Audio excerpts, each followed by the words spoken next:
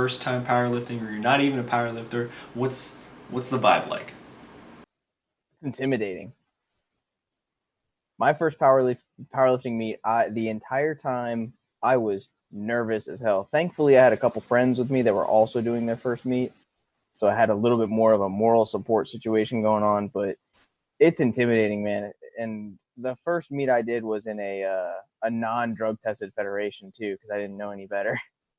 Uh, I just picked the federation and went. And when I got there, there was this one dude. He was probably 5'9", 290 pounds. He was all muscle though. So yeah, no, 100, all natural, dude. He ate his veggies, took his vitamins. It was fantastic. Yeah, dude. He was on the Spider-Man diet. It was incredible. Yeah, no, but he was horrifying. Super nice to talk to, but like the thing that weirded me out the most, and I think a lot of people forget this, is when somebody's in competition mode, just like on the football field or even in like esports, for crying out loud. It's a whole mental change because he was talking to all of us perfectly fine. And the second that the announcer goes, group one, start warming up, over. He was dead silent in the zone, smelling salts in his face, like covering his nose, just crazy stuff. It was a culture shock because I wasn't really ready for all that. I had been intense in the gym. I had seen people get intense in the gym, but it's not the same. The level 10 intensity in a gym is like level 6 in a powerlifting. Oof. There's just so much more on the line. So yeah, starting to sweat here. Dude, me too. I'm gonna sweat it right now. What are all right, so sounds like the whole place is kind of like intimidating and the atmosphere is extremely nerve-wracking, especially if it's your first time.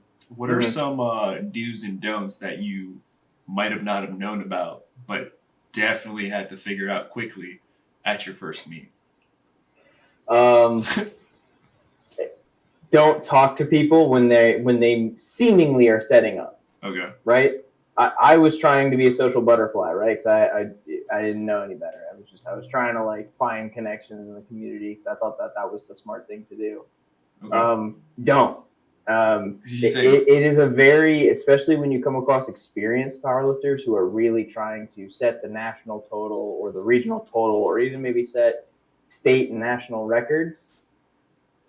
Don't talk to them. Don't talk to them. It becomes almost like and it's more of a respect thing. It's not that you can't talk to them. You definitely can. And they're probably going to be nice enough to talk to you back, but they might eventually say, hey man, I need to do this.